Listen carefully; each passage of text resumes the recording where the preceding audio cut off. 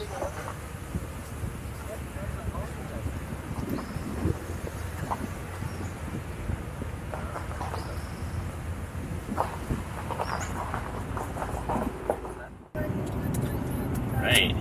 we are heading back to Seattle. There's a kid back there. I'm going to attempt to do a little bit of work today before doing a little more transiting time again. And yeah, it's going to be a good week. I think the weather's turning nice, and we're going to be in this lockdown for another month. But I think I'm accepting it, and it's pretty awesome. In the ferry loading dock, or in the ferry, heading back to West Seattle, and then we'll head home, drop this little guy off, and I'm gonna try to get a few hours of work in before heading back. Yeah, it's been pretty nice without all the traffic, and not so nice is kids home all the time, but they're great, having a fun time with them, but there's no way we're getting any work done, so that's just, hopefully we can fix that.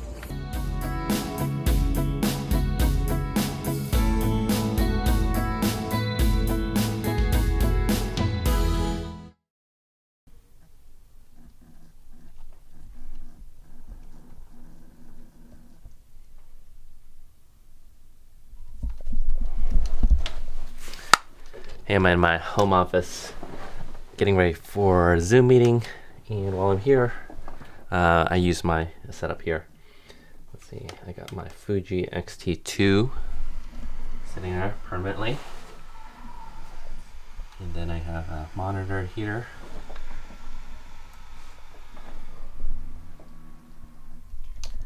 And let's get this thing going and see what's going on.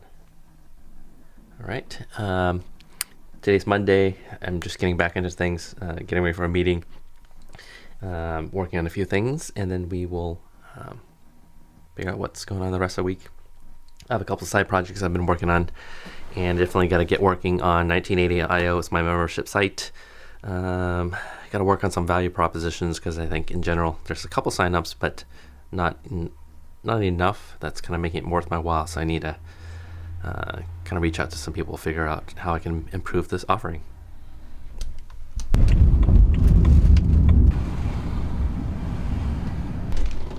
At the ferry terminal, getting ready to get back to Vashon. Welcome to my life. I just had a really nice meeting with a business partner, and we're working on a project, so glad to get that going.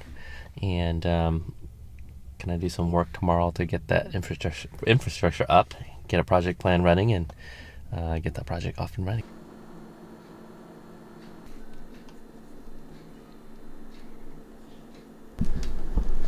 Working on putting together an agenda for meetings, and so today we're going to do it in Word using Office 365, now Microsoft 365.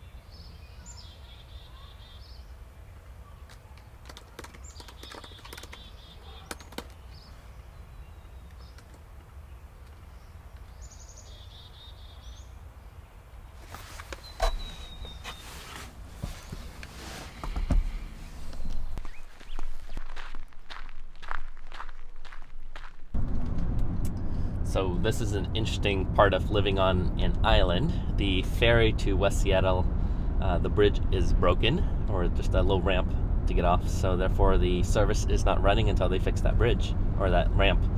And so now I'm heading to the south end of the island. There is a ferry that goes to basically Tacoma. And so I got to get all the way down on the opposite end of this island, get to Tacoma, and then drive back up to Seattle. So a bit of a pain. but that's just part of this lifestyle. So I'm about to have a phone call with one of my first bosses at Point B. She's now at a different firm, and I will catch up with her. This was scheduled before COVID, and so we were going to catch up, and we never got a chance to catch up. And so now we're going to do it in Teams. And I just want to check in and see. I'm starting to form a lot of partnerships. Some are very effective. Some has led to paid work. Others are longer. And I think what I've learned in my past is I'm more of a grower, hunter, gatherer. So I guess there's two kinds of sales. There's the hunter that goes after it and tries to go get those big projects.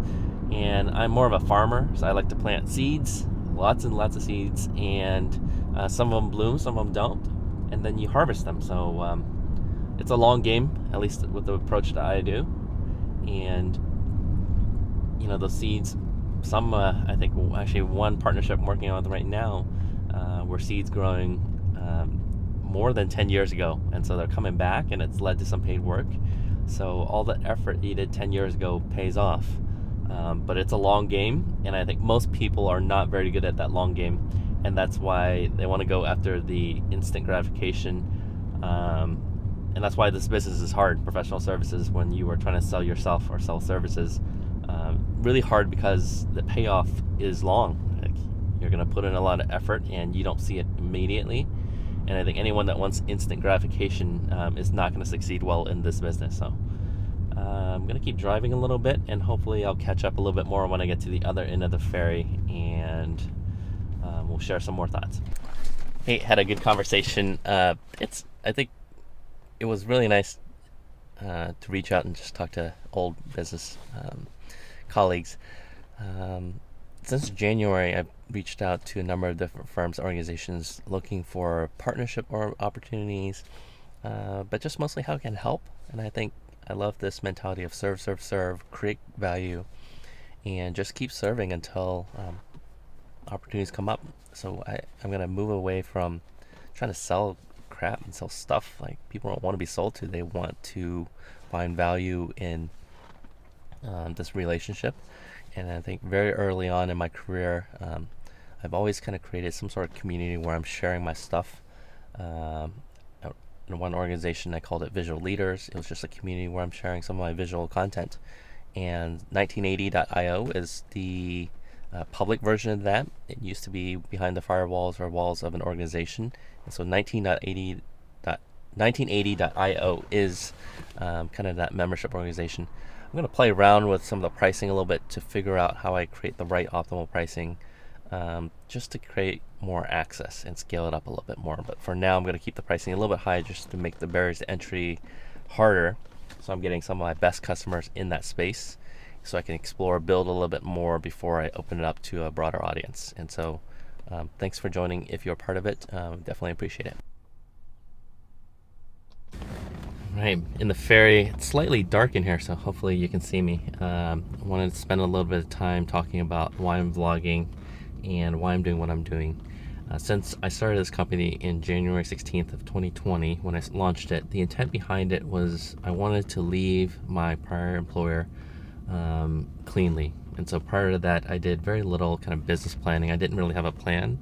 I just knew I wanted to exit at some point. And so I think just having impeccable moral compass, being as ethical as possible, was important to me, at the detriment of some of my revenue.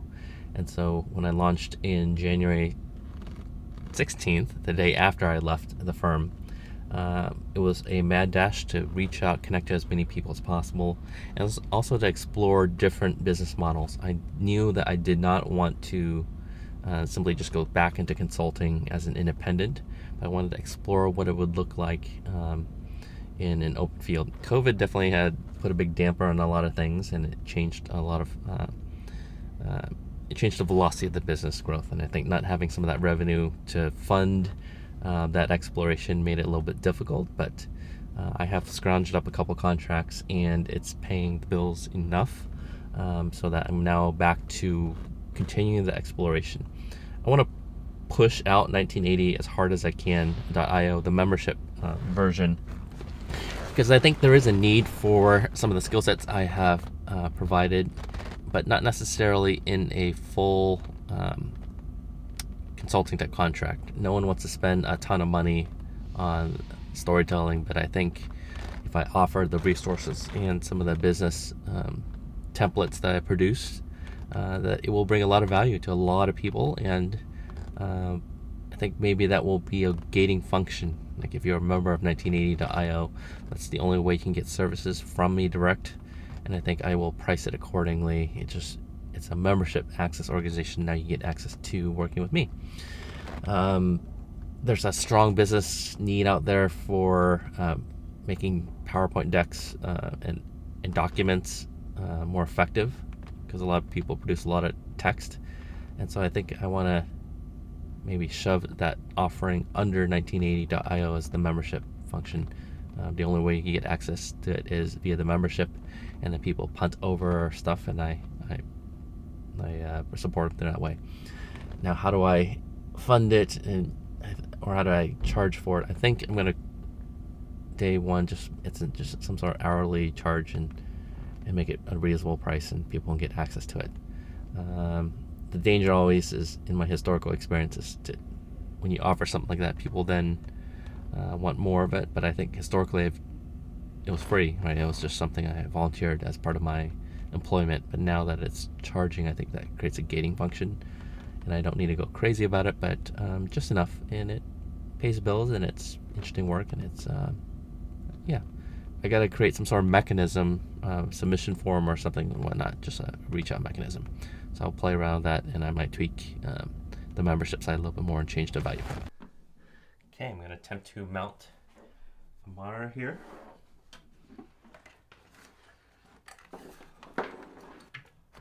Should be a stud right there. If not, it's going to be really foolish on me.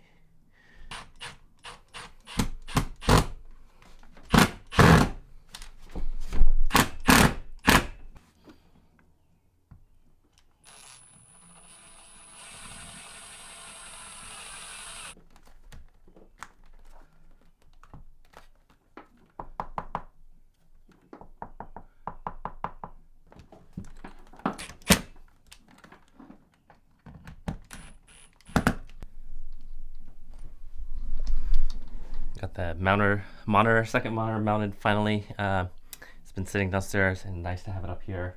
I'm gonna hook up my little system, and then we'll give it a test run. Hey, good morning. I am now here in my home studio. I want to give you a little tour on my space. This has been an evolving space. It's a little area that used to be just kind of the landing space between my attic and my bedroom upstairs. And so here, this is now my home office, especially during this time when we're quarantined at home. This has become my space, but I've kind of spent a little bit of time and effort and a lot of money to get it into its shape. So I want to give you a little tour today, and so we'll take a little tour. Let's get to it. So this space, I applied quite a bit of treatments. Up here you'll see, and throughout the space you'll see acoustic foam. I went with the cheaper option because I didn't want to spend too much money. It's mounted with double-side tape. I have my rig over here, which I'll show you just a little bit. And in my backdrop here, it's bright right now. It's in the morning time, so there's quite a bit of sun coming in. And so I wanted to show you, I have a matte box right here with an ND filter. So I can adjust exposure. There we go. That's a little bit better exposure. And I'm filming on this one, so I will probably adjust the ND filter in that one because it's a little bright. This is not usual. I'm in Seattle, so that's not normal. And I just mounted a bunch of equipment, but behind me, right over here, I got my roll of paper. That's where I do quite a my whiteboard sketching work for my company. And on this side over here is just a storage of equipment. And I'm still getting coffee from the morning. So let's take a little tour. I'm going to walk around and we'll flip back and forth and we'll see how things go. All right, this is the setting that you will see from my perspective where I'm sitting. That's an external monitor. I got a very bright window out there. Normally there's not that much sun in Seattle. That's my Fuji X-T2, and on top of the X-T2 I have it rigged out, so it's in a cage, small rig cage. I got the vertical battery grip providing external power, and have the 16 to 55 lens on it. And on top of that I have the Polar Pro matte box with the 2 to 5 stop ND filter, and that was what I used earlier to cut back on the light from the sun. The Fuji X-T2 does not output to my capture card for live streaming, so I have it actually outputted to my Ninja 5. This Ninja 5 acts both as an external monitor for me. I'm also using it for recording, but for live streaming purposes, when I am using my capture card here, it's the Blackmagic Ultra Studio Mini Recorder. This sends a signal into my computer, and I use that for live streaming, but also for the Zoom meetings as well. Got my MacBook Pro sitting on here. That's on one side where I do my primary work, and on this side I have my new awesome, not new, it's the older 2018 MacBook Pro, the 12.9 inch version, and it's on the Magic Keyboard, which I reviewed earlier. I love this thing. Behind here I have just a diffuser, a light diffuser, and that's I got a roto light, so you can see it's just a small one. It's way too small for this space. Eventually we'll need to upgrade, but good enough for now. I have my microphone hooked up, boomed. It's a Rode boom arm, and this is a Samson CO2. I have been doing way too much YouTube research lately to try to figure out what mic options I should consider next. Up here I have a Rode NTG4 Plus boom mic. This mic is inside a blimp to cut back on the reverb that's up here, the echo and reflection. And I have it on a boom stand, and so that boom allows me to move throughout the space and set up additional filming opportunities. So because my business requires quite a bit of whiteboarding and sketching, and I'm teaching quite a bit, I mounted just a roll of paper on the wall. This is blackboard paper, blackboard wall, chalkboard, and so I can write with chalk. This was a mistake that needs to be fixed. I put a bunch of Velcro stickies that did not stick on the wall. Behind there's my bedroom, and I have just my awesome 1980 sticker. Just for fun, this is a display of other stuff I've had. Here's my 3D printer, which I haven't had very much time, and my Oculus Go, playing around with VR space. A complete mess of the floor down here, which I won't show too much. And here's my charging station. With all the equipment I have, it takes a ton of cables to get this stuff recorded. So I have 2 USB hubs, power hubs, that are powering a bunch of cables. I have Sony NPS batteries, my Fuji batteries that goes in here, Qi charger. This charges the 18-something-50 batteries for my gimbal. Printer, I don't print very much, but when I do need to print, I'm using my HP Tango. It's on a subscription basis, so I do like the opportunity to use it there. Up here I set up my wireless charging screen, so I can leave my computer charged there, and I have an old Edison bulb. I normally leave it off for filming, but it's sometimes good as an accent light. And a lot of my equipment is in another location at this point, but over here I have just my flashes, glide cam, and a bunch of quirky little other camera equipment. Got a scanner that's sitting down there, and then here's just a bunch of storage of stuff. Hey, if you are watching this and you're interested, you want one of my stickers, give me send me a message with your address, and I'll send one out for you. So that's the general setup. Let's see if I'm missing anything. I think I got everything here. Oh, down here. Let's get back to a little bit of audio. Audio was running to a Zoom F4, so on this side it's untreated. I gotta get a sound blankets, that's why there's so much echo. My Zoom F4 sits in a field pouch, and I'm monitoring it with some really fancy headphones. I need to get just a good set of monitoring headphones, but that's the general gist. Hope that was a good tour.